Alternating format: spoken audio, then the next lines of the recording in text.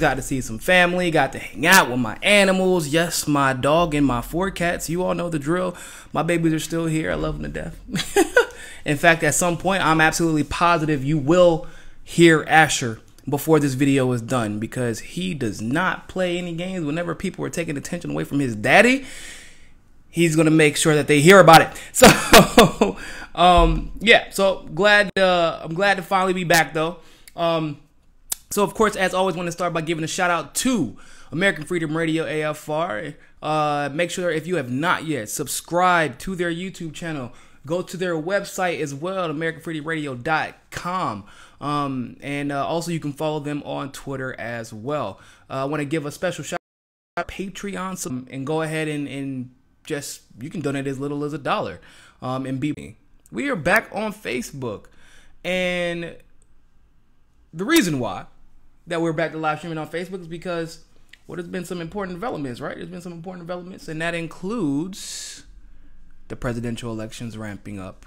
And the presidential elections ramping up means we need to make sure that people are woke. Not like fake woke, let me vote for Kamala Harris simply because she is black. That is not what we're going to be doing in 2020. In 2020, we're going to get the Democratic primary right this time, in the name of Jesus Christ, Lord Father Almighty, good God, because we really, well, not we, you know whose team I was on, but a lot of people weren't paying attention to politics, right? At that point, whenever Bernie Sanders announced that he was running for office, I had nowhere near the amount of knowledge I have about the intricacies of politics, you know, even things as what we view as the norm, right? Like, of course, you can't accept corporate money in politics. Why would we vote for anybody who accepts corporate money in politics? Things that we view as the norm was not the norm in 2015 when people were, when Bernie Sanders announced, whenever Hillary Clinton was basically guaranteed her spot in the Democratic primary election. Medicare for all was like an afterthought. Nobody believed that Medicare for all was going to get passed. Nobody even thought about, like, we thought the closest thing that we were getting universal health care, the closest that we could ever get to universal health care, or Medicare for all, I should say, is, or even single payer health care. We thought it was Obamacare. We thought that was the limit. We was like, no, like, don't the insurance companies have to be involved?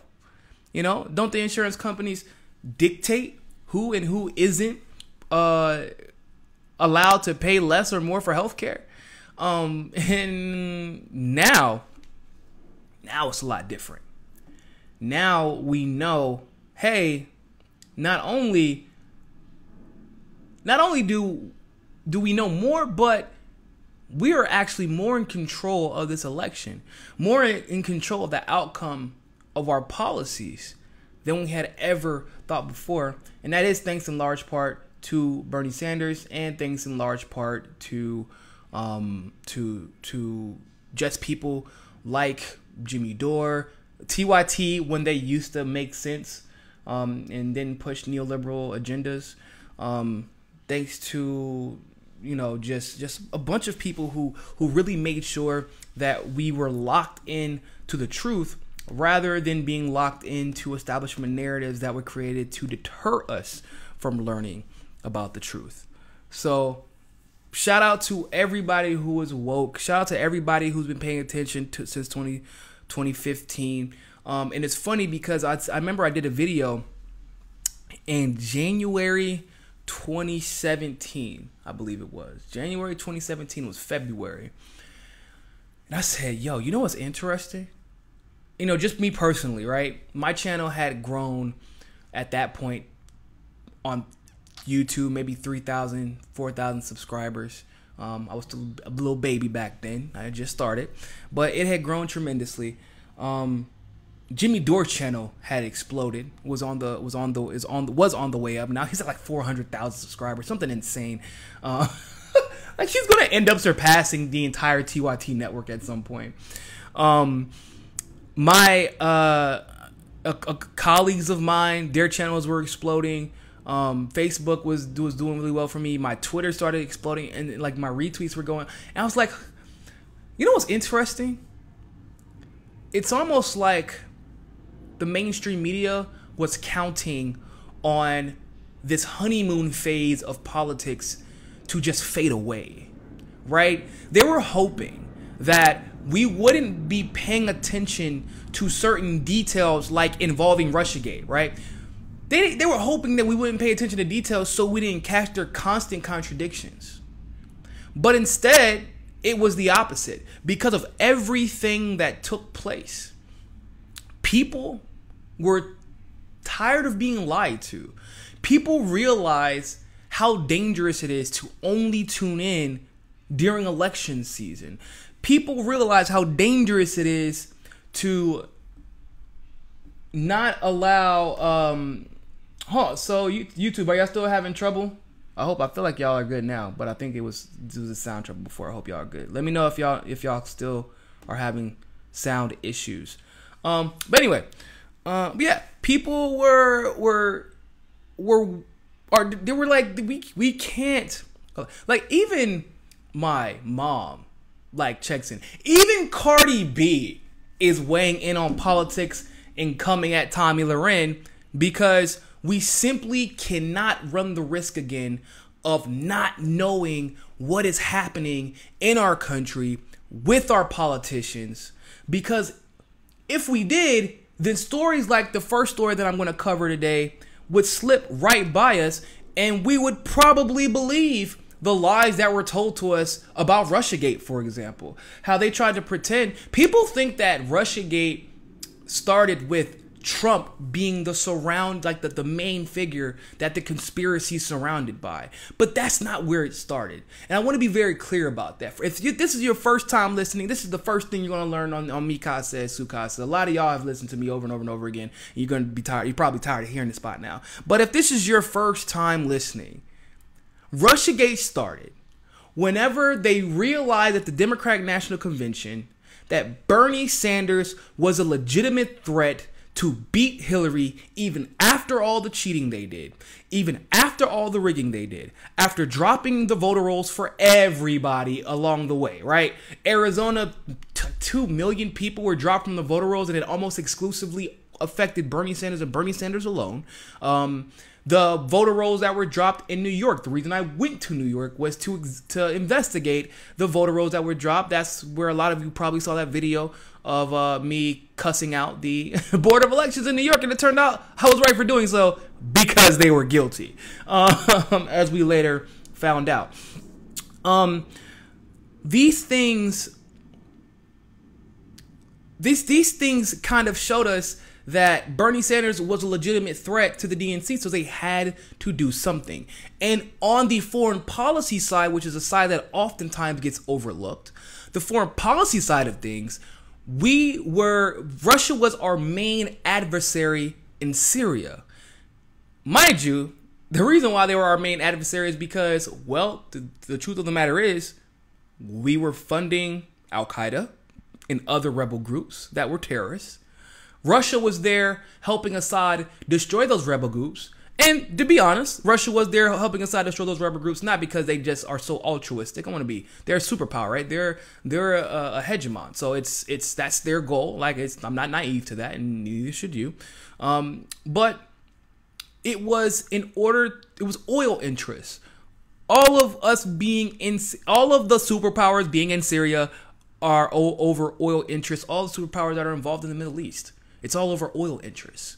And so it was and not to mention, we just have always practiced this McCarthyist Red Scare these Cold War tactics in the past. And they've always worked, even whenever the government tried to demonize MLK. And that's something we're going to discuss a little bit later on in the show. And so when we got to the Democratic National Convention, I remember I was sitting there with Elizabeth Lee Beck, with Jared Beck, with Dan DeVivo, and next thing you know, they're like, wow, a bunch of information just dropped about Hillary Clinton and her rigging this election. It was all over the news. It was breaking news, right? Later on that day, not even later on in the evening, later on in the same day of the first day of the convention, they said, yeah, we just got breaking news. We think Russia did this. And everybody's kind of like, well, that's interesting. How did they... We think Gucci for 2 is from Russia. People forgot Gucci for 2.0 was a thing, right? We haven't mentioned it. Remember, that was what the establishment was counting on us to buy into in the beginning. People really forget how we even got to this point in discussing Russiagate. Like, because they've veered off on so many different intellectually dishonest tangents, right? All these different distractions that we haven't actually, people forget. Like, Gucci for 2.0 was supposedly from Russia, and then it later came out through a Newsweek, or excuse me, it was either Newsweek or Newsmax, I can't remember which one, but it came out later that the FBI tried to pay some, because it turned out that, first of all, Gucci for 2.0, all that information was based in the United States, somewhere in the Midwest. Shout out to Elizabeth Lee Voss and the gang from Disobedient Media for doing some great investigative journalism work to have found that out for us. But they tried to pay someone in the Ukraine, pay him off, to say that he was Russian and that he was the one who was Gucci for 2.0, who leaked the documents, and to say that he did it on behalf of Donald Trump. The hacker's attorney then let the media know, your government is full of shit, your FBI is full of shit, and that is exactly how we got to this point. So, that's where it started. And now we're at the point where outright lies are persisting about Russiagate. The demonization of an entire country and an entire people in a very xenophobic way has been prominent in our media and amongst neoliberals for so long that it's getting disgusting. It's in there. I said when this started, it was going to persist until 2020. They will continue to leak and leak and leak and leak and leak, and it's going to be a slow drip. They're not going to open the whole thing because they don't want to run out of stories. But it'll be a slow drip. It'll be a slow drip. And then after that, in 2020, they're going to make their play to try and, right before 2020, they're going to make their play to try and impeach Trump. Also said, it'll be unsuccessful. But that's not the point. They don't want to be successful in impeaching Trump because in reality, they do not want Mike Pence. Because Mike Pence is a lot more dangerous and much more pragmatic, and is in a much better. He's better with the political establishment than Trump is. Like, if Mike Pence is there, Mad Dog Mattis is still in power. Like, those are realities that the Democrats don't want to deal with because they know what that means for them going forward. They lose every major policy battle and they dig themselves into a hole they cannot get out of. So they don't want to be successful in impeaching Trump. However, they want to muddy the water so that it is murky territory for the entirety of the presidential election for Donald Trump to either A, primary him, right, going forward, turn the Republican Party against each other. But to be honest with you, we might see something that is unprecedented in the Republican Party, which is they may not primary Donald Trump, which is what they did to George W. Bush. They may not primary Donald Trump because, let's be honest, there are many candidates this year who ran on being a Trump Republican, on being a MAGA Republican. Ask Ron DeSantis how that worked out for him here in Florida when the Democrats just knew Andrew Gillum was going to win. But he did not. And the reason why he didn't win is because Ron DeSantis, well, there's a lot of reasons why Gillum's dumbass did not win. But one of the reasons was because Ron DeSantis pushed hard as a MAGA Republican. Donald Trump came out to support him as a MAGA Republican. And look what happened. He won. Albeit by a narrow margin, he did still win. Now, why am I bringing all this up? Because Buzzfeed released a story recently that said that Trump told Michael Cohen, his attorney, to lie to Congress. And I was going to cover this story when it initially released maybe 3 or 4 days ago. And then I thought to myself, why would I just go ahead and do a story that I know for a fact is going to get retracted? Somebody's going to look foolish. Somebody's probably going to be fired. And then we're going to move on to the next story in a week. So I might as well go ahead and wait until the story gets retracted. Somebody looks foolish. Perhaps somebody gets fired. And they try to move on to the next story. So everybody, guess what happened? The story got retracted. Everybody looks foolish at BuzzFeed. It's the same patterns over and over and over and over and over and over and over again when it comes to this Russiagate story, people. This is the, you want to know how the story got retracted? Something unprecedented happened. And CNN actually covered it. I know, gasp. We're going to try to keep it together, though. We're going to try to keep it together. Mueller's office disputes Buzzfeed report that Trump directed Michael Cohen to lie to Congress. Ooh. Let's check out the article. Special counsel Robert Mueller office disputed an explosive. Couldn't have been that explosive. It seemed like it was explosive as a smoke grenade. Story. That's exactly what it is. It's a smoke screen.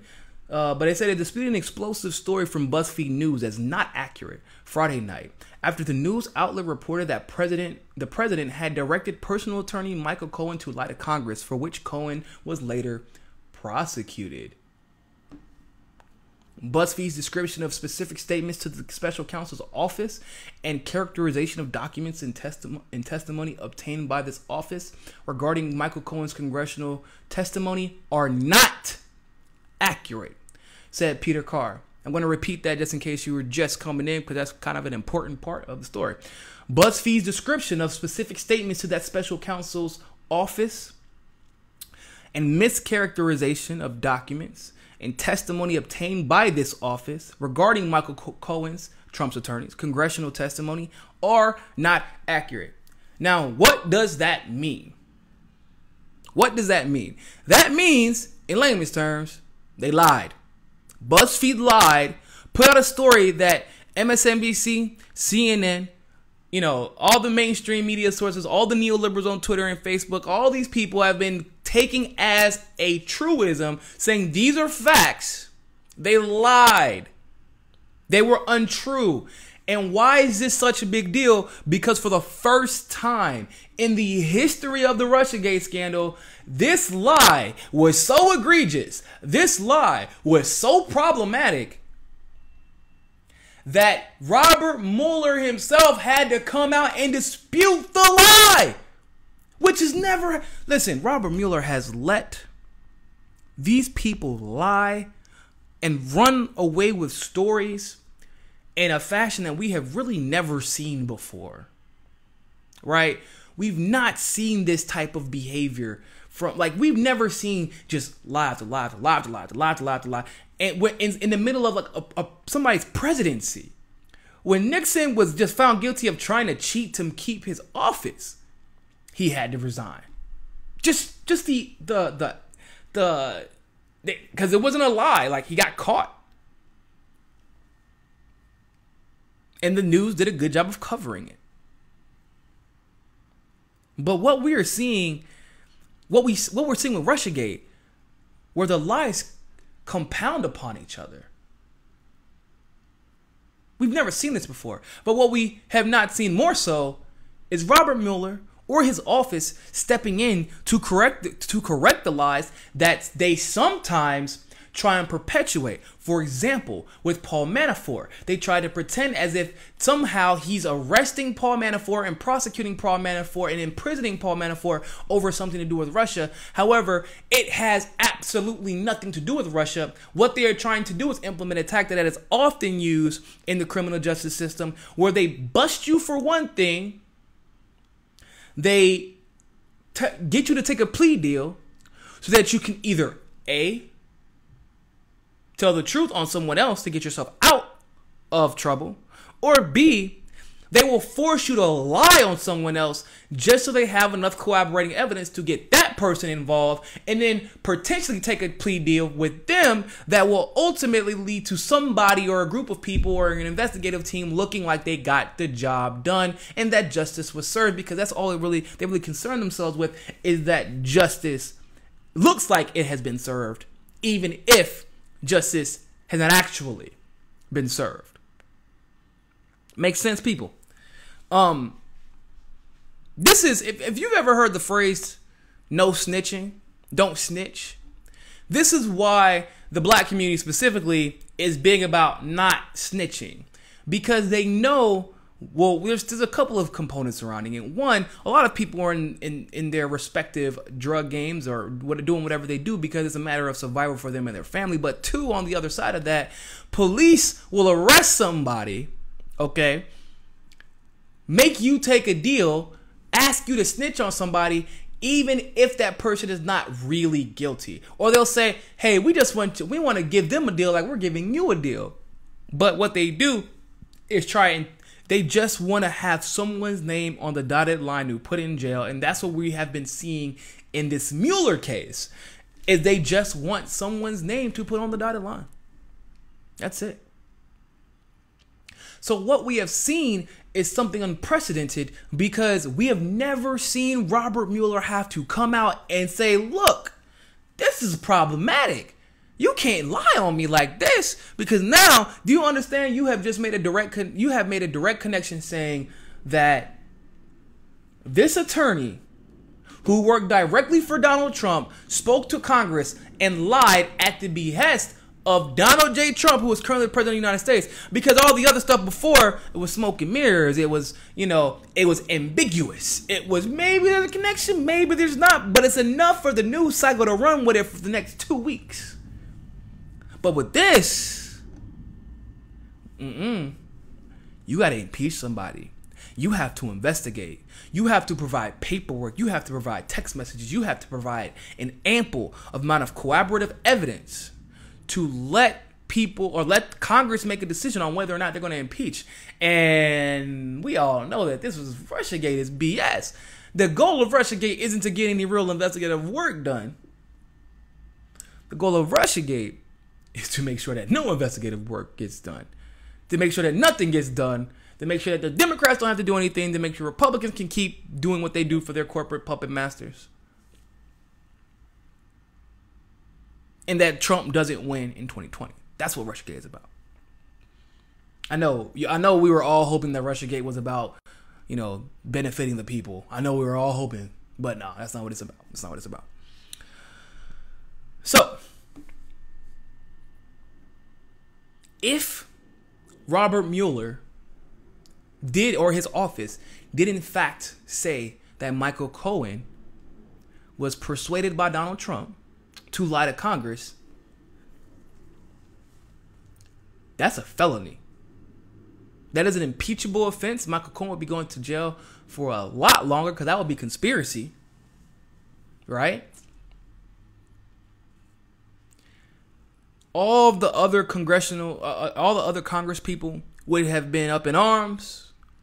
But what happens is your chickens come home to roost when you tell a lie like that, because then something truly has to be done.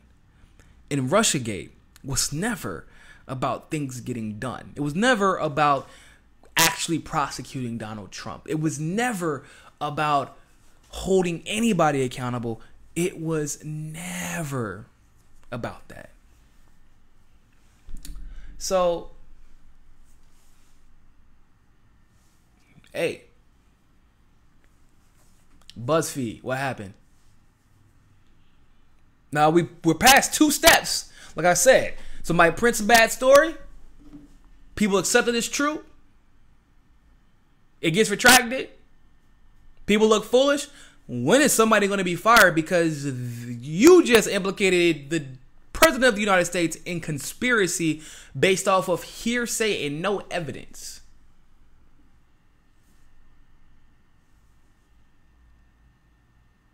It's so weird to me that this would go on for so long. Like, this story is being dragged out for so long. Russiagate is not real.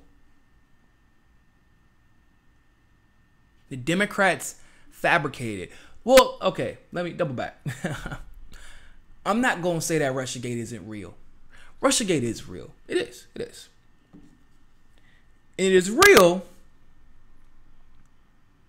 because, well, if anybody's ever looked up the Uranium One deal, which if you go to my YouTube channel, Mikasa Sukasa, then you'll know that I've covered the Uranium One extensively. And if you want to know what Russiagate is and why they focus on, why they use Russia and why it's Machiavellian, right? So one of the ways that Machiavelli, one of the things that he preached in his book The Prince, is that you use your resources to accuse while you have power, you use your resources to accuse your enemies of whatever you are guilty of, right? So, for example, during the election, Hillary Clinton called Bernie Sanders a sexist, right? And even tried to allude to the fact that he may be racist, which is silly. But it turned out it was Hillary Clinton who was not paying her female employees equal to her men. It turned out that it was Hillary Clinton who kicked out the Black Lives Matter activists whenever they called her out on calling black people super predators. And it turned out that it was Hillary Clinton who, alongside Bill Clinton, created Confederate Flag Day while Bill Clinton was governor of Arkansas. Right? They tried to call Bernie Sanders the sore loser, right? If you don't endorse me right after the election is over, you're a sore loser. Because you didn't get cheated, you're just a sore loser. But it turned out who was actually the sore loser, who had always planned on being the sore loser. Hillary Clinton also accused Jill Stein of the same type of connections that they tried to make with Donald Trump to Russia. Why? Because you muddy the waters, and if you're accusing everybody else, in politics, it's very unlikely that someone is going to accuse you of what you are rightfully guilty of.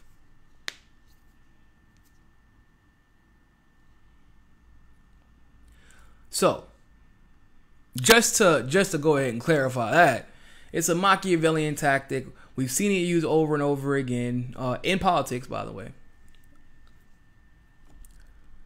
It's like where Rick Scott talks about what the Democrats aren't doing and talked about the cheating of Andrew Gillum. But what he didn't talk about was the fact that Rick Scott, who is current senator of Florida, what he did not discuss is the fact that Tim Canova, after he was cheated, reached out to Rick Scott and said, hold Debbie Wasserman Schultz accountable. Guess what Rick Scott didn't do?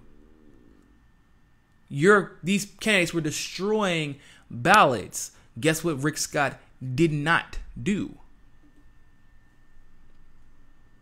The entire Republican establishment basically ignored Tim Canova and allowed cheating. Why? Because the entire Republican establishment was also engaging in cheating of their own. Unfortunately, sometimes that's just the way the cookie crumbles. So, long story short, Buzzfeed got it wrong again.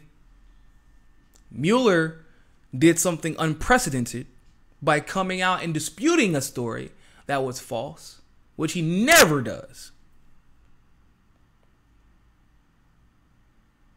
And unfortunately, nobody's been fired yet.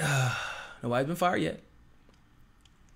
Hopefully somebody will be fired soon, but nobody's been fired yet. And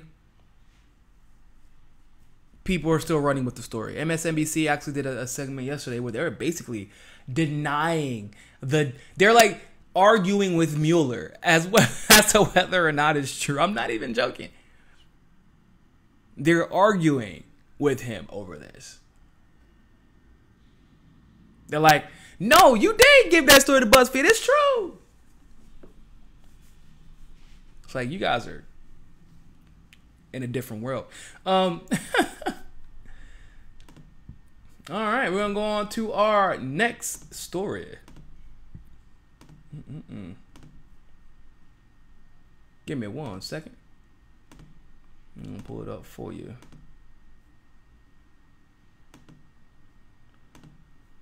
Oh, maybe not. Where is it at?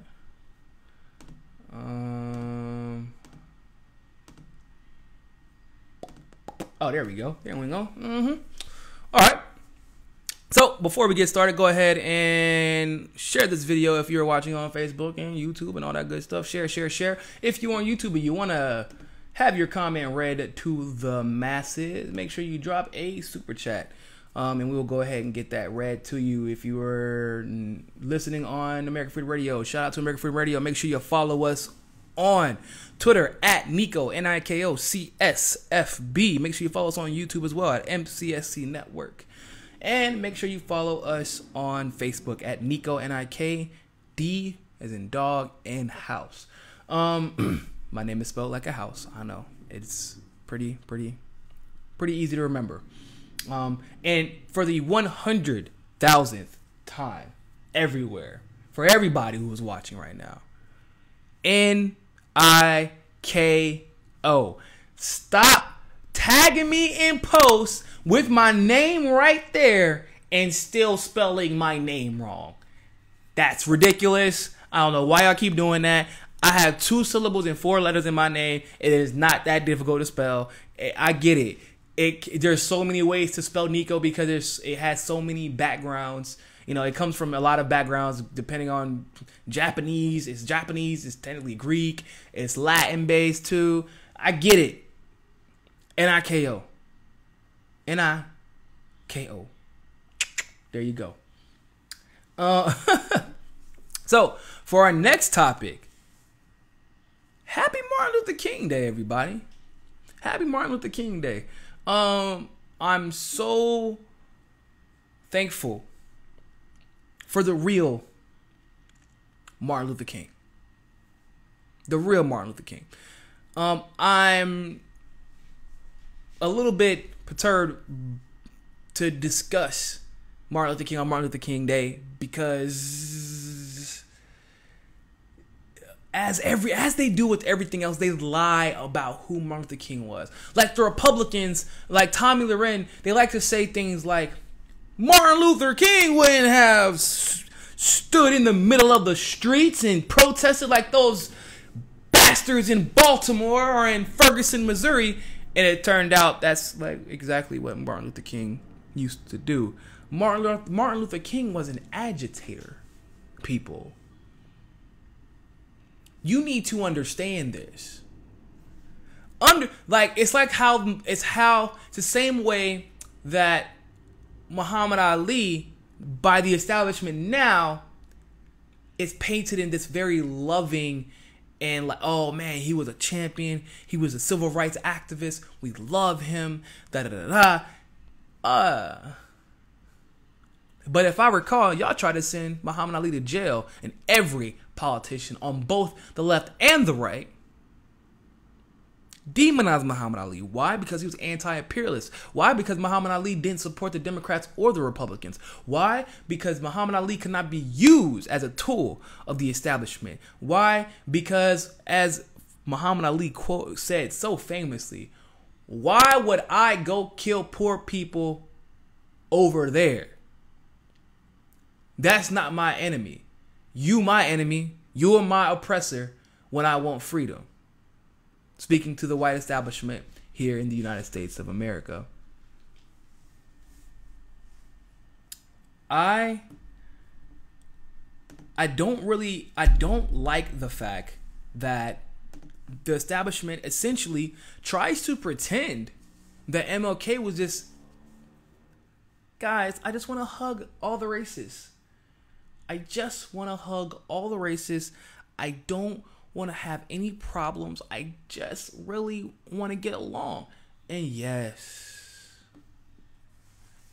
yeah, Martin Luther King wanted to get along. But understand, Martin Luther King was not complicit.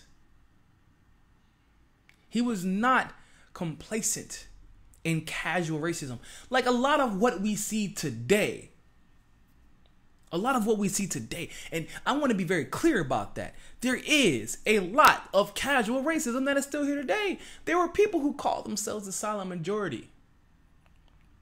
Why do you need to be silent? because they know what they represent. They know what they represent. That is the Hillary Clintons of the world. Oh, but don't believe that racism against black people is just limited to white people, because Kamala Harris is just as bad. Just as bad as Hillary Clinton. As far as direct impact, potentially worse. Potentially worse. She really is. Potentially. Kamala Harris, the Hillary Clintons of the world, Bill Clintons of the world, Kirsten Gillibrand. If you heard some of the stuff that she said about immigrants back in the day. Who else? The ploy that Elizabeth Warren tried to make, saying that she was Native American, and she isn't even like she's like 1/2000th Native American. So it's like, bruh, there are white people who have more African in them than she has Native American in her, that look pale. I'm not even joking about that. So, and Martin Luther King was very clear. Very, very clear in how he felt about the quote unquote the white moderate. Basically, in more or less words, he said that the white moderate was more dangerous and more of a threat to the freedom, the true freedom of black people, than the guy in the KKK mask. Right?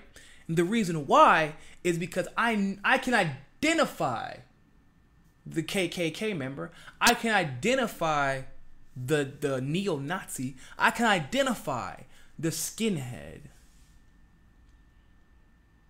However, those who pretend to be my friend but is silent in the face of racism, those who pretend to be my friend but are actually perpetuators of racism, like Hillary Clinton.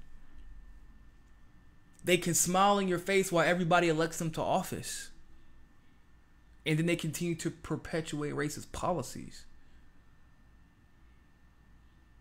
Those are the people that we have to be afraid of and that we have to challenge. One of my really good friends, Jason Nichols, by the way, shout out to my man Jason, good guy, does some great work. I encourage you all to go follow his Facebook page, and he is oftentimes on Fox News handing it to Republicans. But we were on his Facebook, and he's a Democrat, right? And he was saying that, well, I'm going to support all of these people, even if half-heartedly, if they're the Democratic nominee. Kamala Harris is one of them. And I am on the side of the fence that believes Kamala Harris, although she isn't white, but Kamala Harris is indeed one of the white moderates, even though she considers herself South Asian. That is what she identifies as. She's only started identifying as black very recently. But this is who Martin Luther King was warning us about. Kamala Harris, the white moderate, as in she is a tool for the white patriarchy to be used against black people. How do I know that? Because whenever Kamala Harris was, and we're going to go into detail about this later, but whenever there was a chance for prisoners to be released early for nonviolent crimes under Kamala Harris as Attorney General in California, she said she wanted to keep them in prison, because otherwise, well, how else are we going to get slave labor for free? The white moderate is more dangerous. These are people, and I'm sure he voted for Hillary Clinton. I think he did. And like, this is not a diss towards Jason. A lot of people feel like this, but this is why I am a mix. I tell people all the time, I'm a mix of MLK and Malcolm X. I want unity just as bad as MLK, but my resolve is more like Malcolm X. My conviction is more like Malcolm X. Because Malcolm X was much more, okay, if you're not with me, then you're against me. And as much as I love unity, I can still get things done without you. And I'm sure that a lot of the country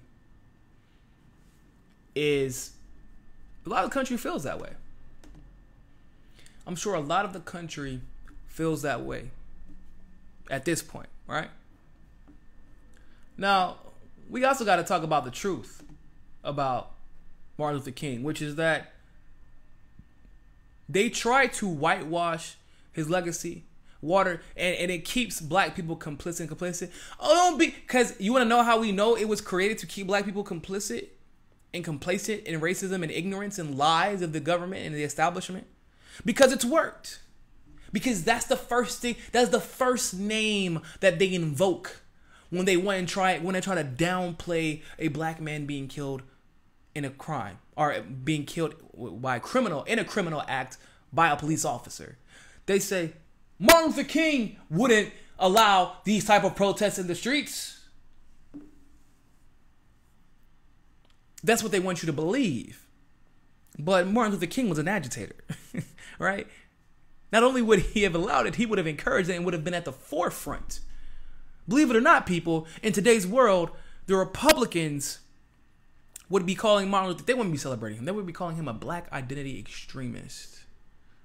That's what they would have labeled Martin Luther King. And I know this because they labeled Martin Luther King a communist for standing up for black people. Many people don't know this. They labeled Martin Luther King a communist. They labeled Malcolm X. Anybody who challenged the establishment in any way was a communist. And this didn't only translate to domestic issues and domestic racism. Nelson Mandela was considered a communist by our intelligence community and by the right-wing establishment. You didn't know that. Anybody who challenged the apartheids overseas, that includes Cuba, that includes South Africa, that includes islands like Grenada, St. Paul. If Maurice Bishop, Fidel Castro, Nelson Mandela, these are just a few names off the top of my head, and if you can think of any more. Anybody who was for black liberation, essentially.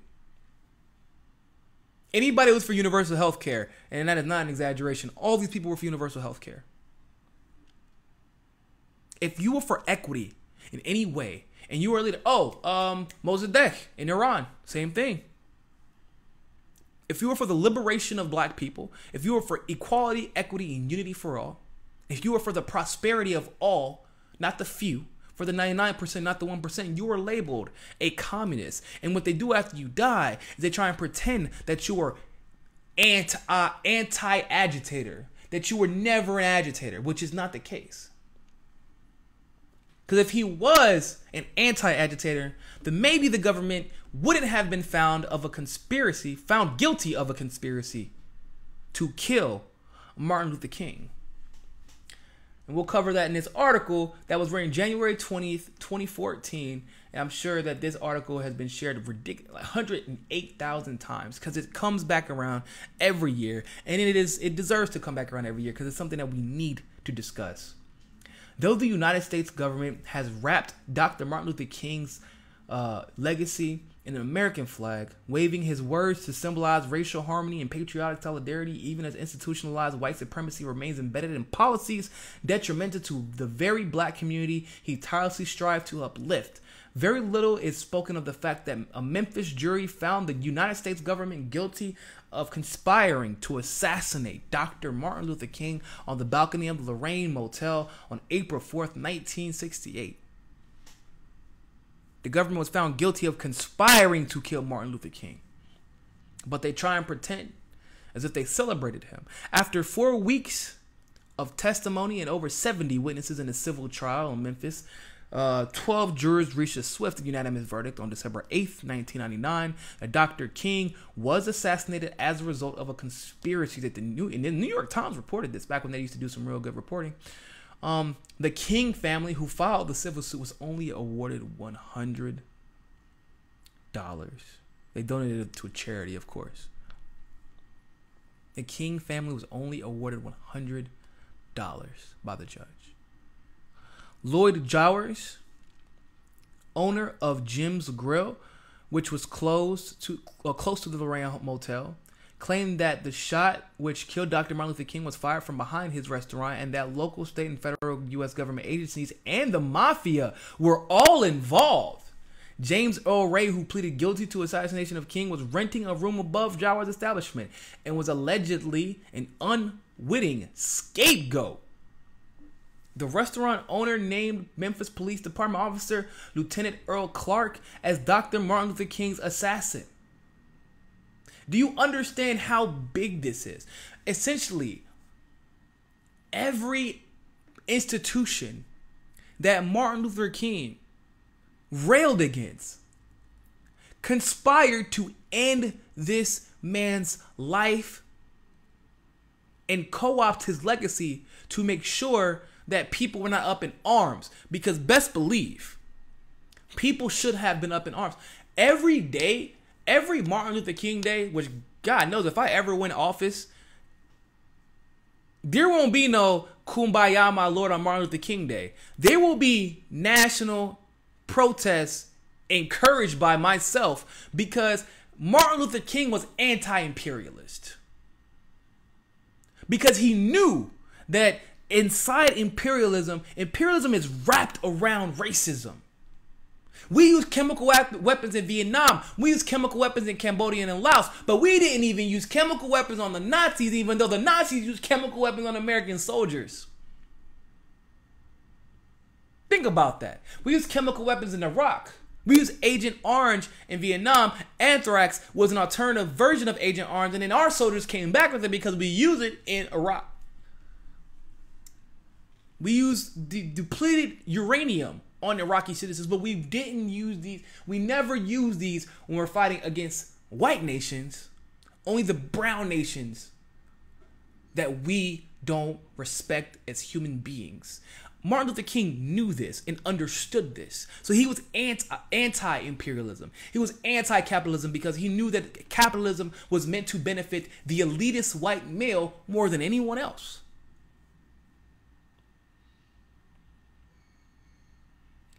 So all of these institutions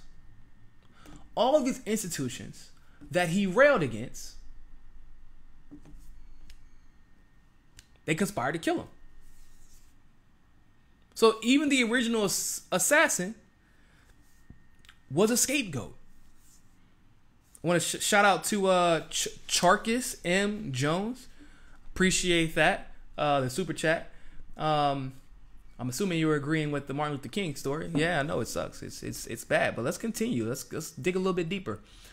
So according to the United States Justice Department, which painstakingly attempted to dismantle Jowers, that the U.S. Department of Justice tried to end this man for telling the truth about what happened to Martin Luther King. But I thought Martin Luther King was a national hero. What happened? What happened? I thought Martin Luther King was that guy. I thought that the government loved Martin Luther King. That all these streets are named after him. Oh my God. But I'll tell you like this, because they can never, there's no fluffy, sweet speeches from Malcolm X. So they were never going to make a Malcolm X Day. They were never going to make an Angela Davis Day. Right? They were never going to make a Huey P. Newton Day. Because these people told you to fight for your rights. These people believed in the Second Amendment because they knew that the Second Amendment did not only belong to the elitist white male, but also to the black people to defend themselves against the tyranny of those people. They would never celebrate those who tell you to defend yourself. We don't celebrate politicians today who tell you to stand up for yourself, who tell you to challenge the establishment, who tell you to challenge the idea, this false idea of capitalism as the solution to everything, when capitalism has failed a nation and has been responsible for the deaths of millions across this nation, across the world. They don't allow you to celebrate those politicians today. So you think that they're going to allow you to celebrate Malcolm X? The only reason they picked Martin Luther King was because, well, to stop people from going up in arms, we got to convince them that Martin Luther King was on our side and that we were on his. They tried to dismantle Jowers' claim in the mountain of evidence presented in that Memphis trial. And Jowers insisted a Memphis produce dealer who was involved with the mafia gave Jowers $100,000 to hire an assassin and assured him that the police would not be at the scene of the shooting. Jowers also reported that he hired a hitman to shoot Dr. King from behind Jim's grill and received the murder weapon prior to the killing from someone with the name that sounded like Raul. Jowers further maintained that James Earl Ray did not shoot Dr. King and that he did not believe Ray knowingly participated in the conspiracy. King's widow, Coretta Scott King, expressed her gratitude to the jury and called on the media to get the truth to the public. Dr. King's son, Dexter Scott King, called his father's assassination the most incredible cover-up of the century and released this statement. We can say that because the evidence and the information obtained in Memphis, that we believe that this case is over. This is a period in the chapter. We constantly hear reports, which trouble me, that this verdict creates more questions than answers. That it is totally false. Anyone who sat in on this sat in on this case for almost 4 weeks of testimony, with over 70 witnesses, credible witnesses, I might add, from several judges to other very credible witnesses, would know the truth is here. The question now is, what will you do with that? We as a family have done our part. We have carried this mantle for as long as we can carry it. And that is the truth. Really, that's the truth. God knows, I'm sure they're exhausted from this.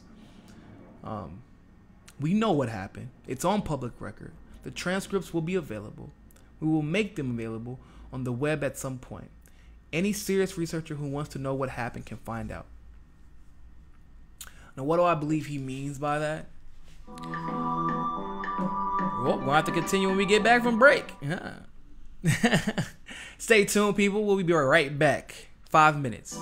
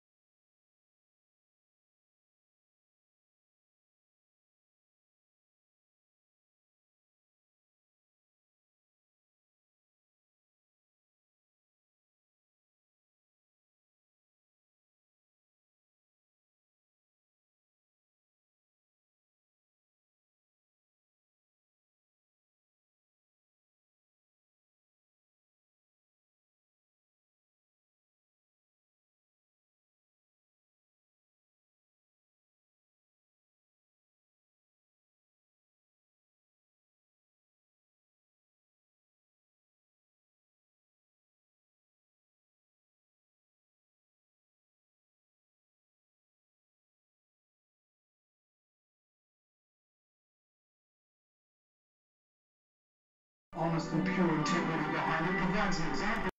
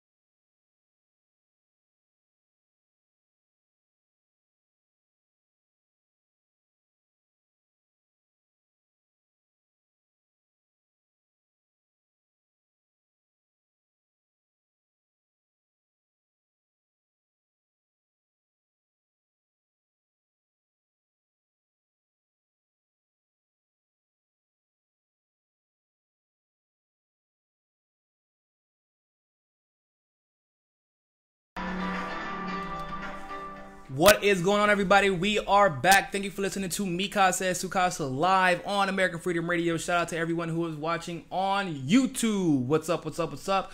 Back on Facebook. Shout out to everybody else. What else we got? We got obviously people listening live on American Freedom Radio. Make sure that you go check them out if you have not. Follow American Freedom Radio on Twitter, on Facebook, and go to AmericanFreedomRadio.com. Also, as always, want to give a special shout out to our Patreon subscribers. You are the oil that keeps this car running. So if you have not yet, make sure that you can donate to our Patreon at www.patreon.com/MikasaSukasa. And of course, if you want to just donate one time to our super chat on YouTube, you can do that as well. And we will read your comment and shout you out on YouTube. So, if you are just now tuning in, we just got done covering MLK and MLK Day and the truth about MLK and how they treated him and his disdain towards the moderate, if you will, when we're talking about racial inequality or racial inequity. So it's only fitting that we transition into Kamala Harris making her official announcement that she is running for president of the United States of America. Now, first of all, some of you are probably like, who the hell is Kamala Harris? If you are not actually into politics, you have no earthly idea who Kamala Harris is.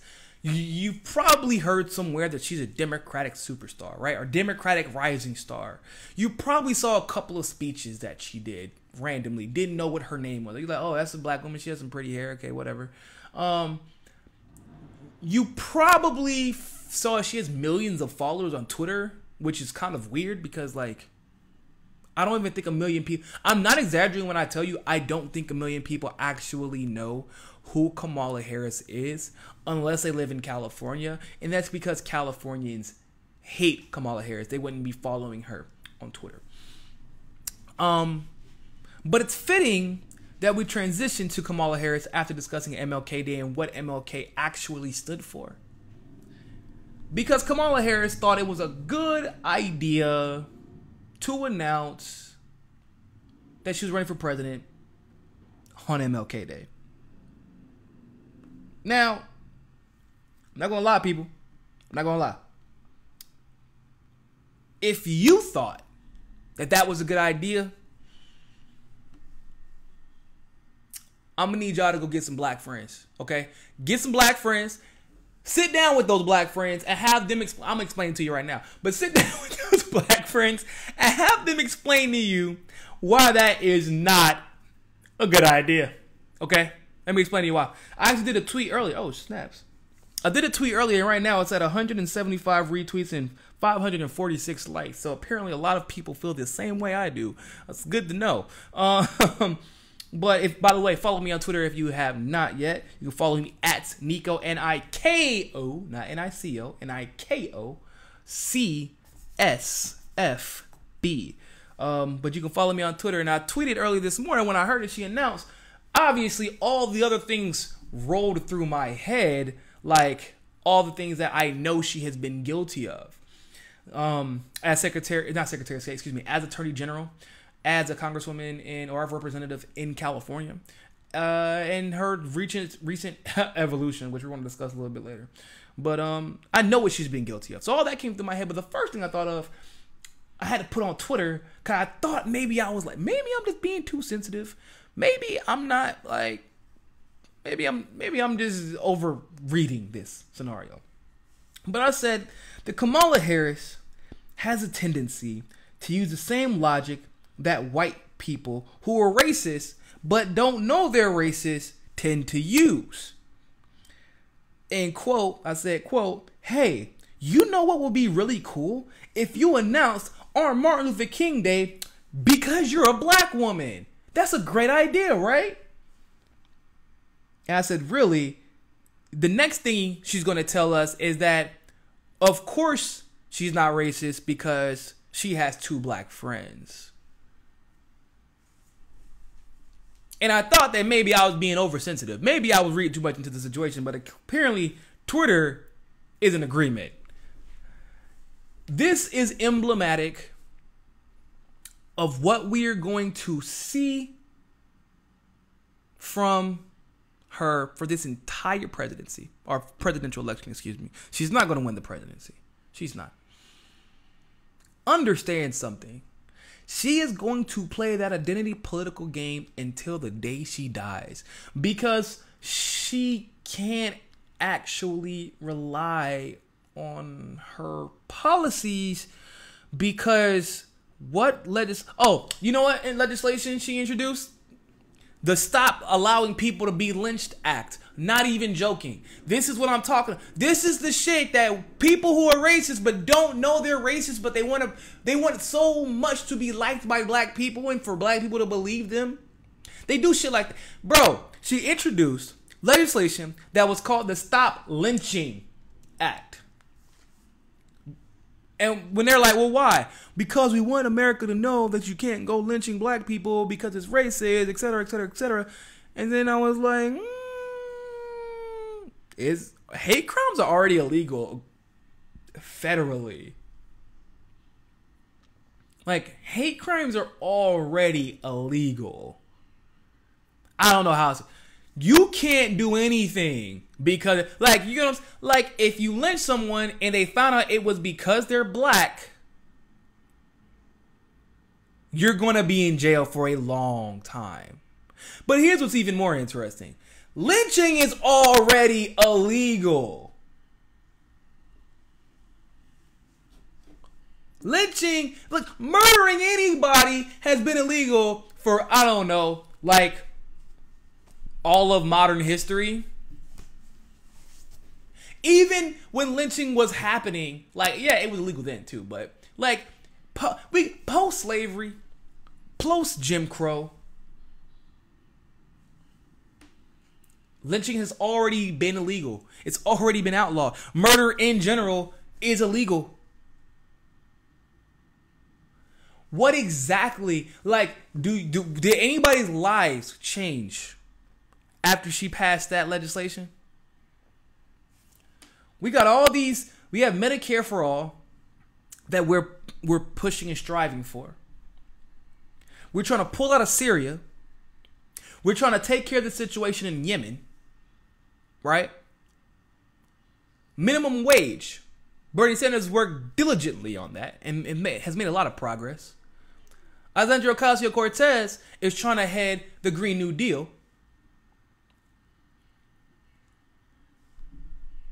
What the hell is making an illegal action more illegal going to do for the average American?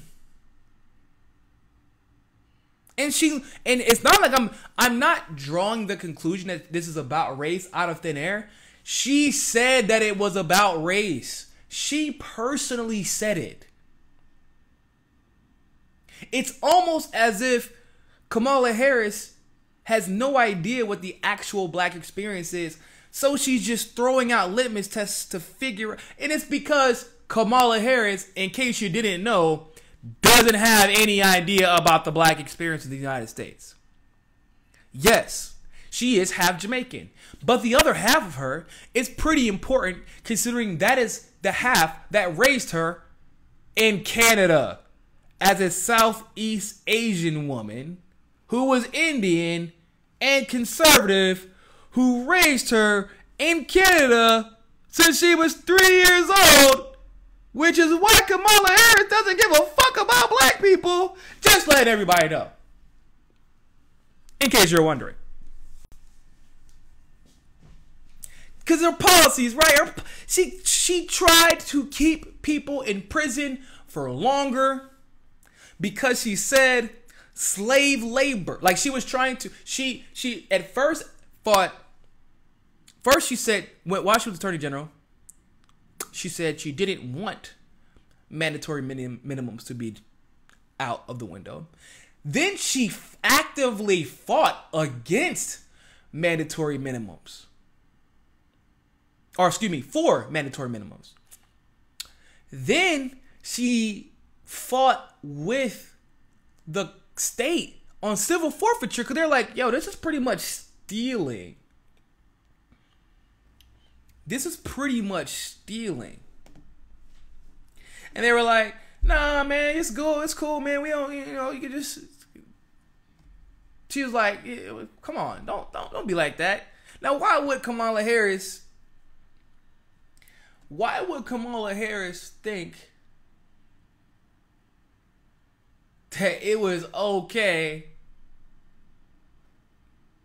to make sure cops can continue to steal from people? Why would you think that? Could it have anything to do with the fact that Kamala Harris is taking money from over a dozen police groups? Has taken money from even more law enforcement organizations?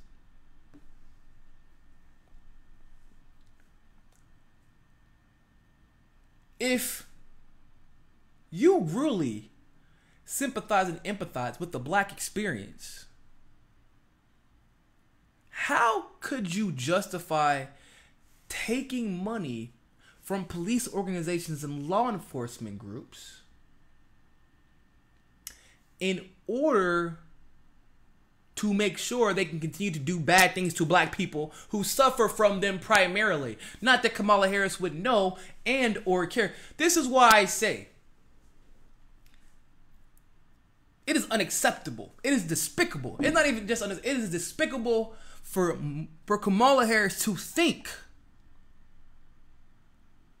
that her announcing on Martin Luther King Day is anything other than an egregious misrepresentation of what Martin Luther King stood for. She's the opposite. She is what Martin Luther King preached against: the moderate. She is the moderate that Martin Luther King said would be the demise of black people. That is our enemy. That is our adversary. And for her to think that she has, to have the audacity how narcissistic do you have to be to take a day about a man who was transcendent in the way he viewed the world, not just when it came to racial inequality, but to how racial inequality was merely another symptom of imperialism, how racial inequality was another symptom of capitalism. He understood this to the umpteenth degree, and your ass is taking money from law enforcement agencies.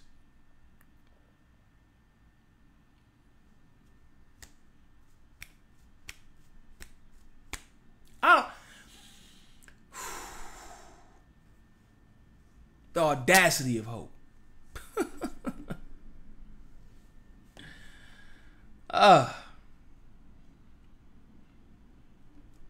What can I say? Wouldn't process Mnuchin after what? By the way, that whole real estate thing. Remember how Mnuchin was in trouble for real estate fraud in California while Kamala Harris was Attorney General? She refused to prosecute him. Guess what race was most affected by Mnuchin's real estate fraud? Oh, yep. Once again, black people. What a surprise! What a surprise! Kamala Harris didn't take any initiative in caring about black people then. But hey, I announced on MLK Day and introduced a stop lynching bill, even though lynching has been illegal forever and murdering has been illegal forever and hate crimes have been illegal for at least the last 100 years. But let me go ahead and, come on, people. Come on, people. Gotta wake up.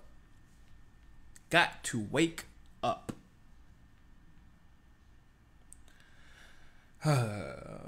Next topic.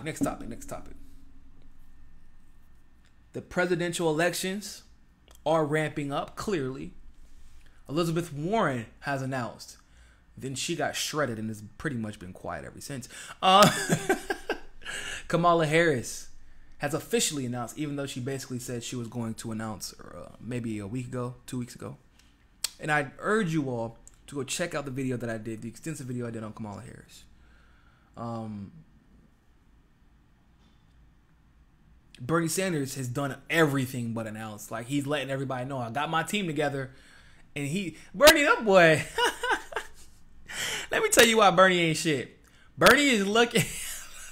I love Bernie, man. I love Bernie. But he's basically waiting for everyone else to announce. Because he's being he's low-key being a prima donna right now. And he's waiting for everybody else to announce. Kirsten Gillibrand has thrown her hat into the ring. Obviously, like I said, Senator Warren has thrown her hat into the ring. Tulsi Gabbard. Can't wait to see how she does. Can't wait to be a part of that.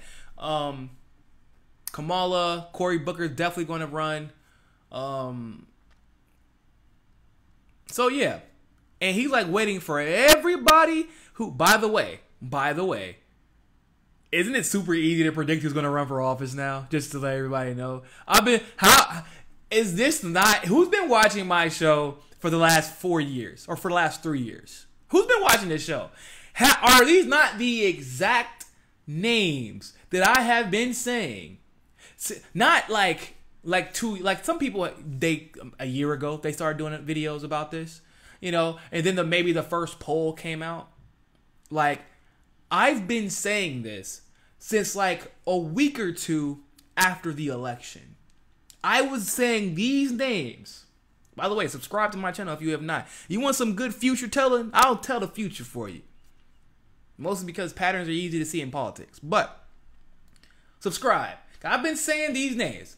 And I've been holding these people accountable. And I've been calling these people out. Because I said they don't throw people in front of the TV for no reason.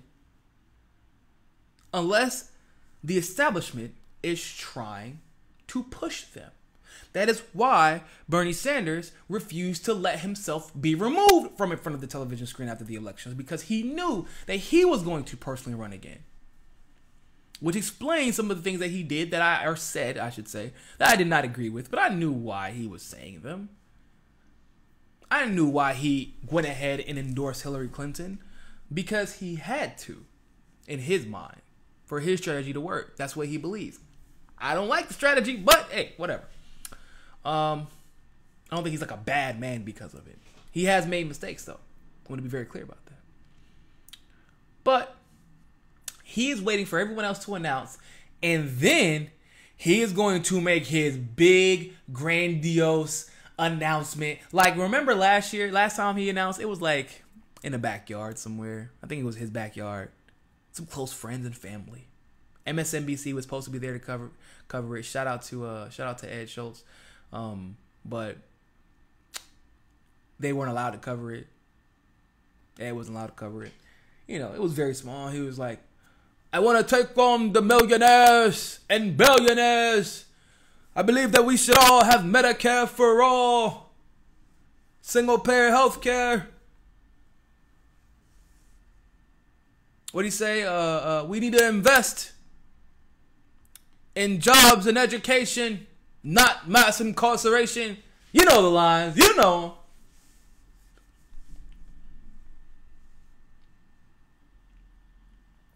This time's going to be a little bit different, though. Because Bernie, he has this habit of learning as he goes along. He'll lose one race, which is historically has always done. He's always lost his first election. In case you didn't know that about Bernie. He's always lost his first election. Always. Always, always, always, always, always. Sometimes, when he first started running, he would lose twice. But he never loses a third time. And after he learned, he doesn't like. He is a chess player, in case you didn't know. He is an expert chess player. Expert chess player. He sees things evolve before they happen. Why do you think the entire establishment caters to social media? But now, because we all know that they're going to try and use social media to coerce us or coax us into believing certain narratives, nobody believes it, and we've all moved on to ground organizing. But Bernie Sanders saw where social media was going, and he's the reason that everyone uses social media to campaign now.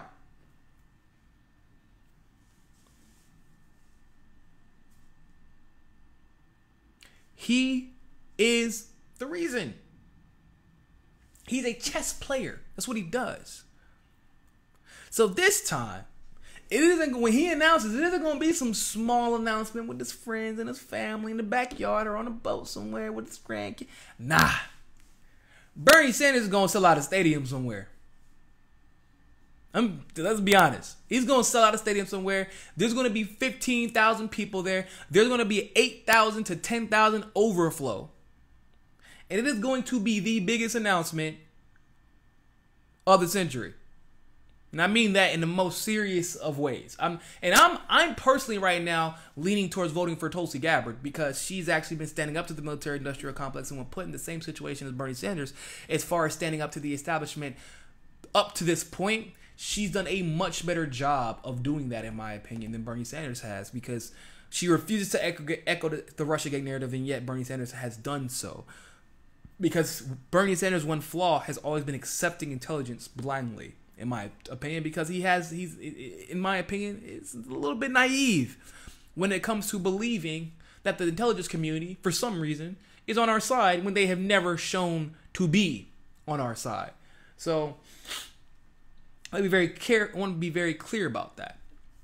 But I'm not naive to the popularity of Bernie Sanders. And I know that he is a great guy. I do. I know that for a fact.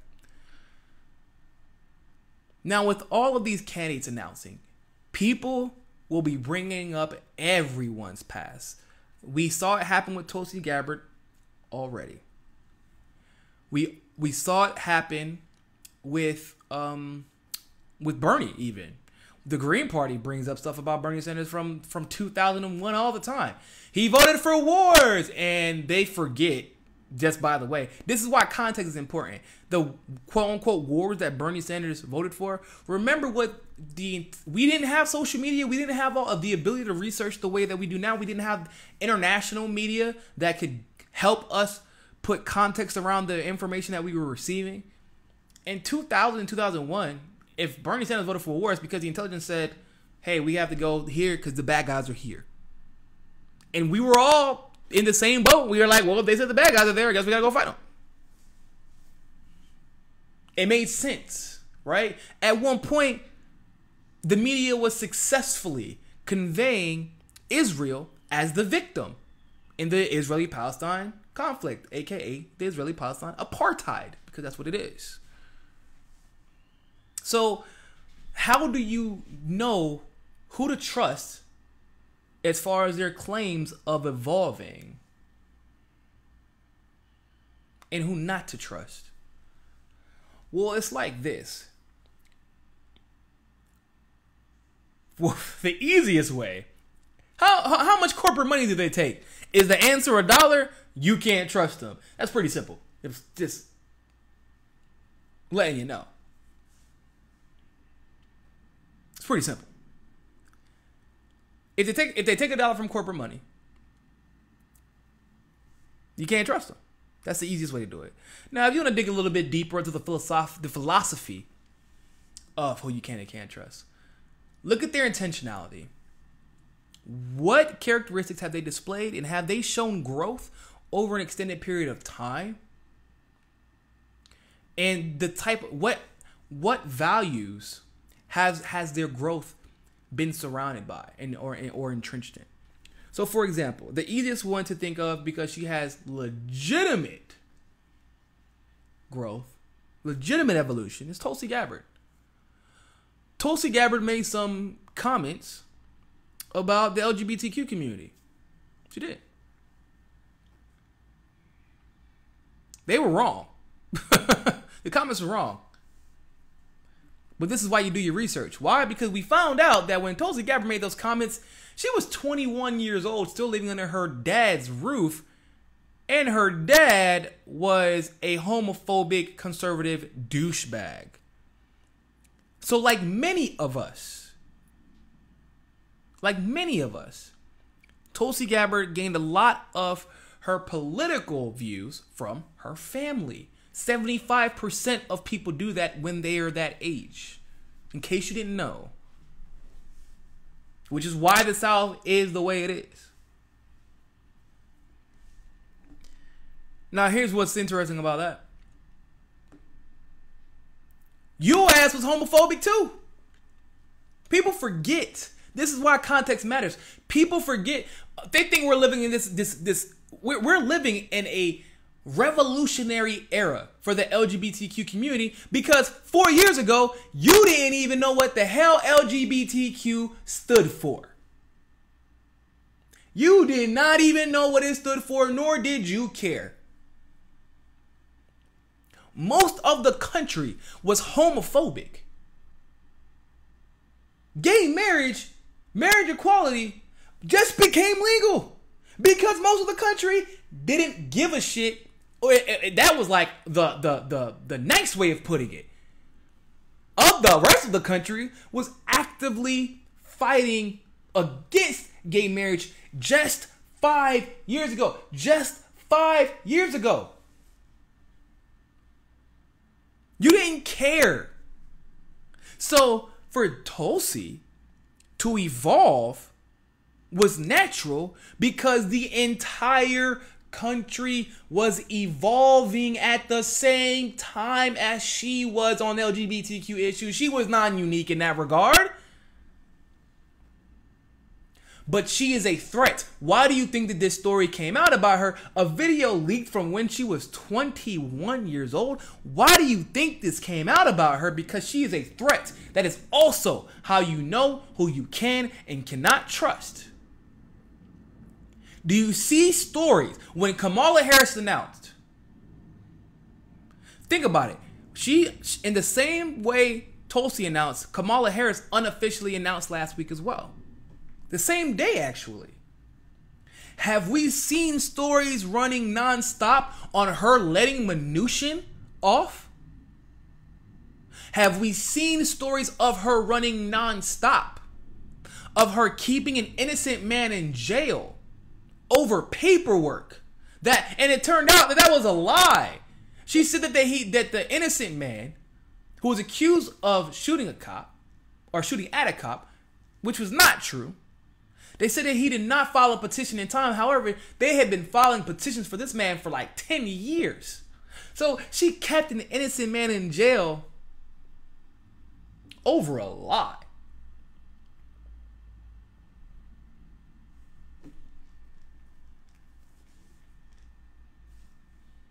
But they haven't gone on nonstop smear campaigns against Kamala Harris. Interesting, right?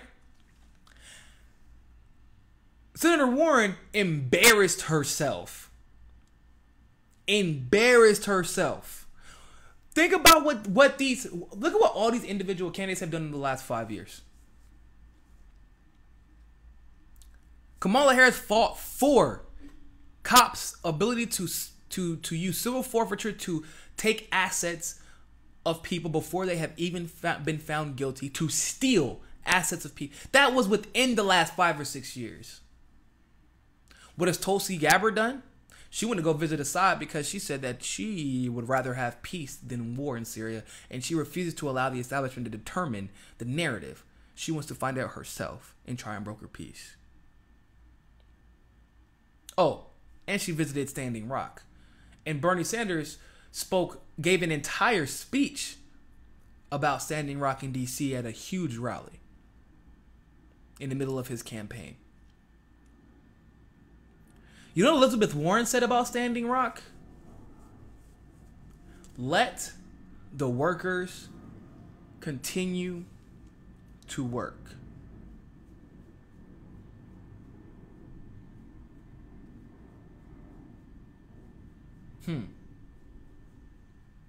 Interesting. That's Elizabeth Warren. Is Elizabeth Warren taking corporate money? Huh, you're damn right. Kamala Harris met with Hillary Clinton's little donor club in the Hamptons. Do you live in the Hamptons? I don't live in the Hamptons. Do you know anybody who lives in the Hamptons? Does anybody have friends in the Hamptons? Kamala does. So do you think if Kamala's meeting with her friends in the Hamptons, do we have similar interests with each other? Probably not. Elizabeth Warren has corporate donors, and also is just an idiot and is uninspiring. But let's talk about intentionality. Why did you go get a test done to prove that you were Native American? Because here's why I say that. I absolutely despise. There in the black community, in the black community, by the way, in case you all, I know it's a murky topic, but it is not limited to American black people. The black community is in South America and Central America. The black community there's a black community in India. There's black communities in a lot of Southeast Asia. There's black communities within the Desi community. There's black communities within the Arab communities. Black people are unfortunately treated pretty much the same in every country. It's sad reality, but we live in it.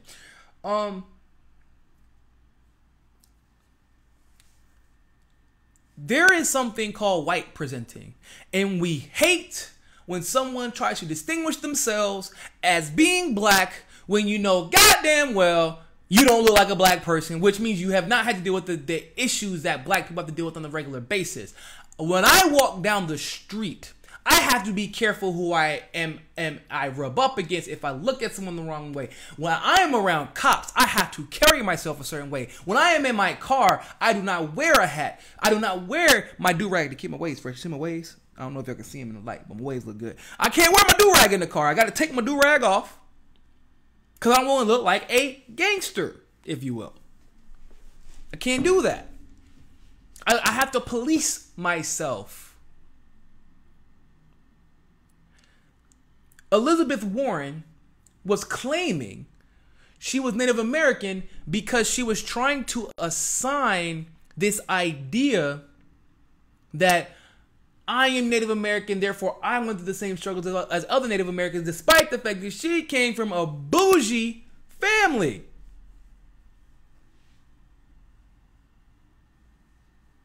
No, Liz. You can't do that. And it was embarrassing. Did the media cover that nonstop? They're like, yo, Liz, what the hell is this, bro?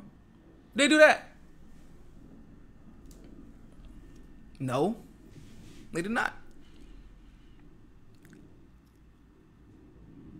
So if the media is not on that candidate's side, if they're constantly smearing that candidate is your ally.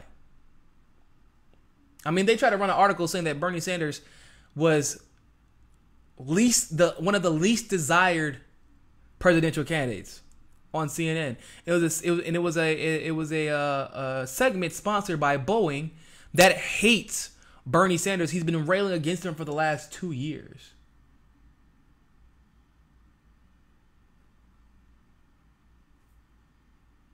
if the media dislikes them, it's highly likely they are on your side.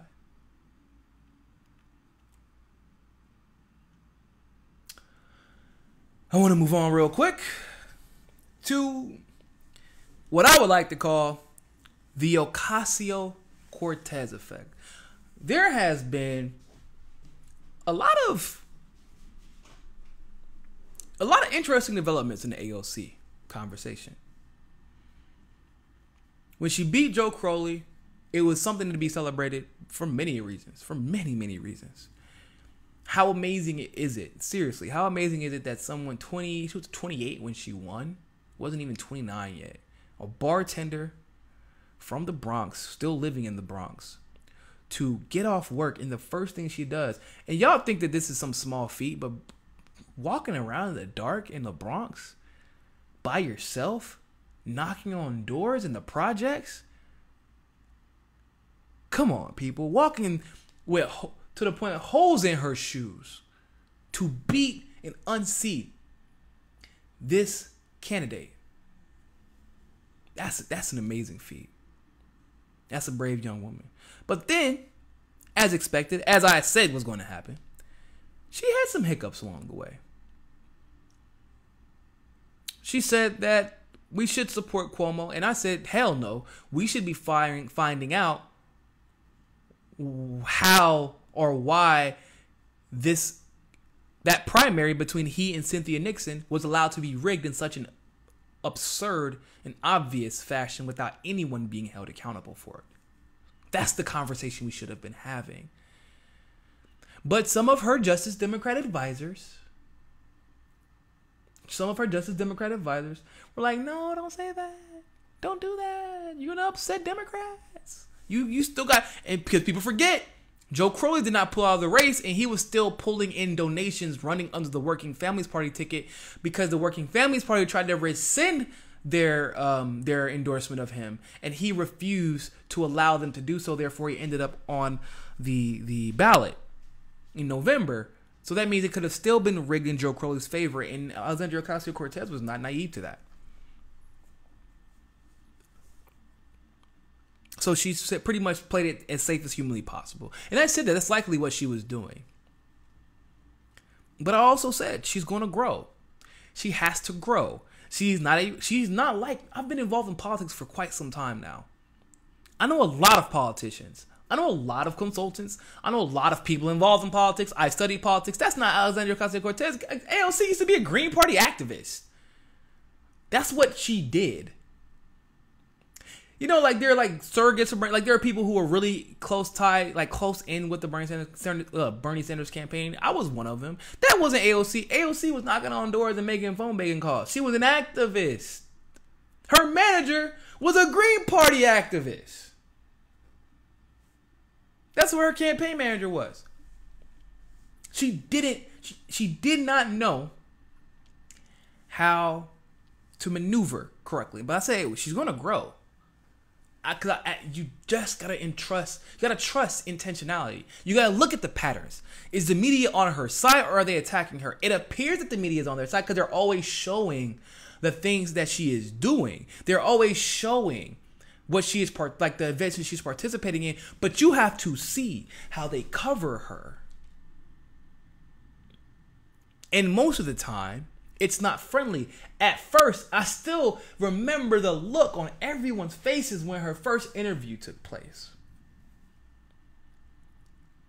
And they were like, "Oh, so you're a Democrat, right? So like, what made you what kind of what are you? Oh, I'm a socialist. I'm a Democratic socialist." And everybody was off like, "Oh shit, what did we just do? Who did we just allow?" Who did we just allow on the television screen? And nobody was doing their research. Like none of the mainstream media was doing their research. But then they did do their research on her. They realized she was a Bernie Sanders supporter, like adamant. They realized she had no problem with being a Democratic socialist. They realized she had no problem with advocating for Medicare for all. That she was going to call out war. And she said, we have enough money for war and we can pay for war without asking questions, but we cannot pay for Medicare for all.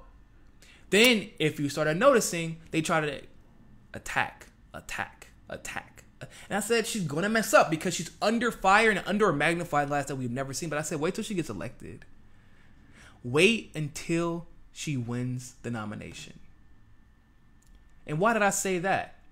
Well, let's just look at this Politico article. Exasperated Democrats try to rein in Alexandria Ocasio-Cortez.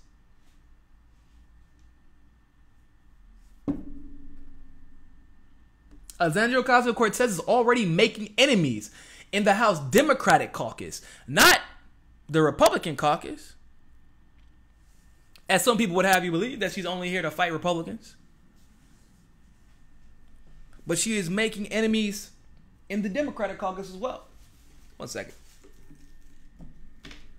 Sorry, Facebook. Y'all gonna have to hear me. The sound isn't gonna be as good, but you should still be able to hear me just fine.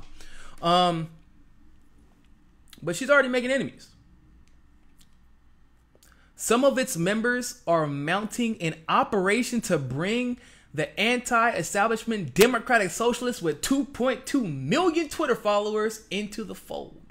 The effort, described by nearly 20 lawmakers and aides, is part carrot, part stick. Some lawmakers with ties to Ocasio-Cortez are hoping to coax her into using star power to unite the Democrats and turn her fire on Republicans. Others simultaneously warn Ocasio-Cortez is destined for a lonely, ineffectual career in Congress if she continues to treat her own party as the enemy. Oh, well, that's new. Because some people would have you believe that Alexandria Ocasio-Cortez is on their side and that she's Obama 2.0. Like, come on, be original. Don't assign the same like nicknames to Ocasio-Cortez as you do to Kamala Harris, who is actually Obama 2.0. She's Obama. I call Kamala Harris Hillary Obama, because that's literally what she is. She's the worst of both. Alexandria Ocasio-Cortez was a 28-year-old bartender. Stop trying to invent connections that were never there. Remember when the Republicans tried to slander her also? She's not really poor. She's rich. She went to a university. You know, that was like, there was a lot of like racial undertones that were going on, by the way, in case they were saying, we knew there was no way that a poor woman from the Bronx, a poor Puerto Rican woman from the Bronx could ever get here legitimately. But when they are rich and they get there, it's perfectly fine. When they are rich and they're successful, it was perfectly fine. That's a different discussion. But there are so many people that if she made one mistake, I knew she was one of them. No, she's 28, 29 years old and trying to figure this shit out. People make mistakes. It happens. It does. But now you know. She was always going to come and get the Democrats. She was always planning on introducing the Green New Deal, which, by the way, came from the Green Party that she used to be an activist for. That's where the Green New Deal came from. Where do you think she got the idea from? Come on, people. Jesus Christ. Some people, I feel like there are some people out there who are like, they just love the idea. They have this like, I guess it's the nihilist mind state. Everybody's a failure. Everyone's bound to betray us. Everyone sucks. Sometimes you gotta accept your victories. And Alexandria Ocasio-Cortez is absolutely a victory.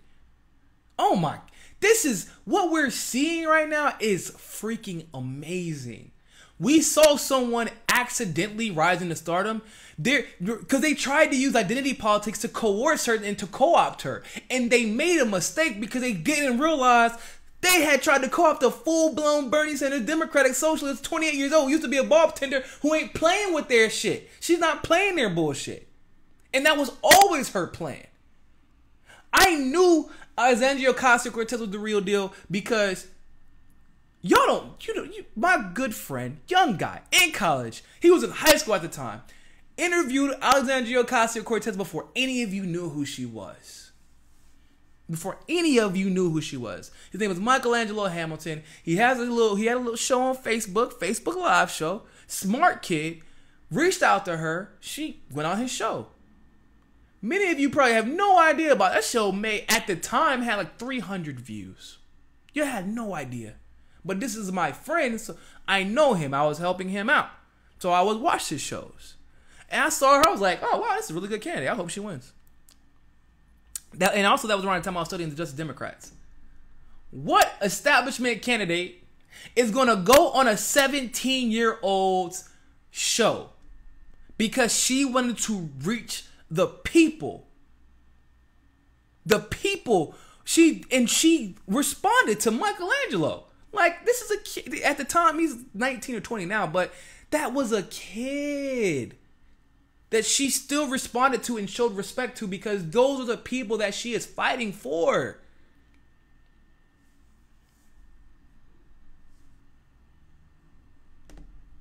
So after she got elected, she started turning up on the Democrats. Listen to this quote from Emmanuel Cleaver. I'm sure Mrs. Cortez means well, but there is almost an outstanding rule. Don't attack your own people. We just don't need sniping in our Democratic caucus. Don't attack your own people. Why would she need to attack her own people if y'all are not taking corporate dollars? If y'all are pushing for a Green New Deal? If you are against the military-industrial complex and the prison-industrial complex? If you are fighting for Medicare for all? If you are fighting for and advocating for all the policies that most of the Democratic supporters are literally saying in polls, we unanimously support these ideas, why are you not fighting for this stuff? Therefore, forcing Ocasio-Cortez to fight against you. Because no matter what you know what, you're right. There is an outstanding rule. You don't attack your own people. You don't fight against your own people. The difference is, and the problem is, what you all have not come to realize is that you are not Alexandria Ocasio-Cortez's people. We are. And we have always been. And you tried to catch her slipping. And you were even successful. For a couple of, like, you got her, you tried to trip her up over the Nancy Pelosi situation, I knew was gonna vote. But she voted against Ocasio-Cortez, once again, voted against PAYGO. You try to trip her up there. Try to trip her up with the Medicare for all to make Americans believe, oh, we can't afford it. And then she handed you your ass back.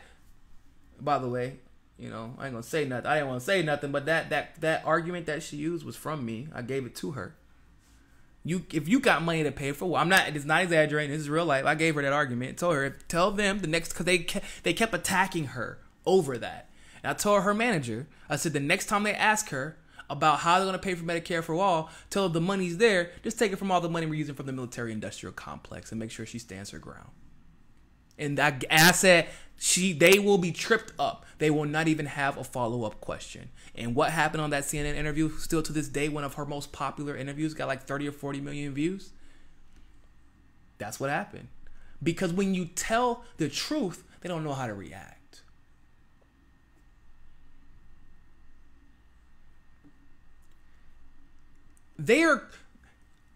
Listen, people.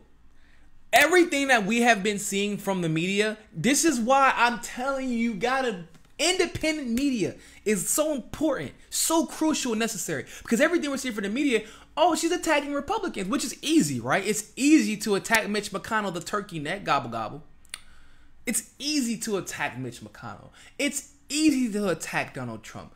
And they want to keep letting us know, oh yeah, she's a true blue Democrat. And they want to convince us that she's only attacking Republicans. That's what they're trying to convince us of.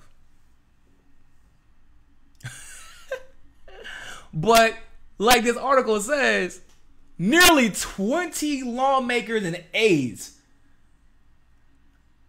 are trying to rein in Ocasio-Cortez because apparently she has been making it very, very clear on the Capitol. I'm not playing your neoliberal bullshit, your neoliberal games. I am here representing the people and not you. And if you can't get with it, then me and these 2.2 million followers are going to make sure that you do not get back in office. Because incumbent Democrats are most annoyed by Ocasio-Cortez's threat to back primary opponents against members of their ranks that she deems too moderate. I'm going to read that again for those of you who's, she's a part of the establishment. Oh my God, she's Obama 2.0. Incumbent Democrats are most annoyed by Ocasio-Cortez's threat to back primary opponents against members of their ranks that she deems too moderate. Not too central, not too right-wing, not too Republican. No, too moderate. If you are not either her left or to the left of her, she is telling people to run against you so she can get her Green New Deal passed, so she can get Medicare for all passed, so she can do away with the military-industrial complex and the prison-industrial complex. The Democrats are scared of Alexandria Ocasio-Cortez, and they've admitted it. They are actually taking measures to try and stop her because she's so progressive. That is what? She's 29. She's a 29-year-old bartender. She's been in office for. It's not even February. It's not February, right? It's January 21st. It is January the 21st, and she has pissed off so many Democrats. She has pissed off so many Democrats that they are already conspiring against her because she says, if you are not with me, then you are against me. This is what I told you all was going to happen the moment she ran for office and finally got elected. I said she's going to play the game because we know that Joe Crowley is still a Democrat. And he's still the third highest ranking Democrat.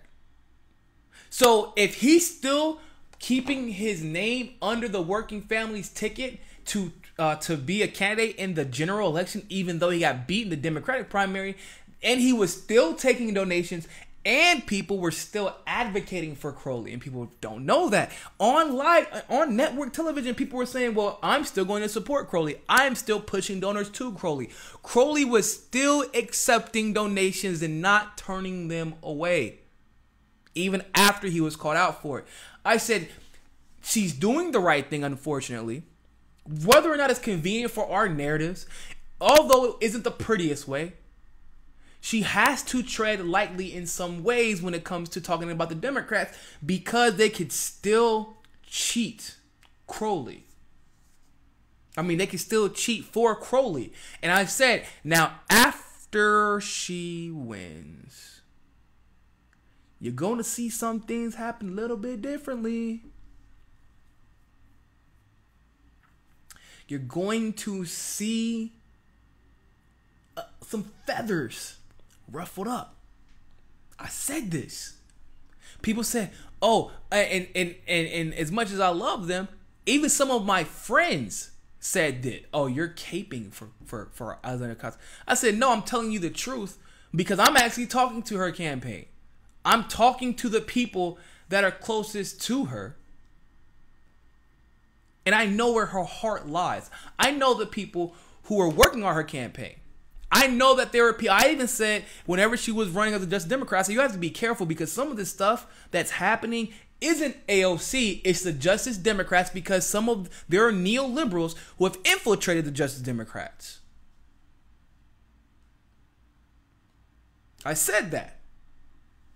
And you have to be willing to approach these situations with nuance and context before you dismiss somebody as the enemy. We don't have a lot of allies. So why are we so quick to dismiss someone? I know we're all jaded. I know we are tired of the establishment. I'm tired of them. I get it. We're all tired of the establishment. But sweet Jesus, when we have an ally, give it a second. Let's relax. Let's sit back and give it time for stories and situations and circumstances to develop to see if they are on our side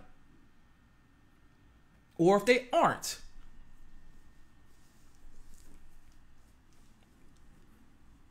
I told people, I said, listen, one of the things that really made me believe in AOC is that Tim Canova is friends with. She is friends with Tim. We have to remember, we have to recognize who our allies are and who isn't. So with that being said, people, thank you all so much for tuning into this live stream of Mikasa and Sukasa. And more than anything else, always remember, find your balance. Peace.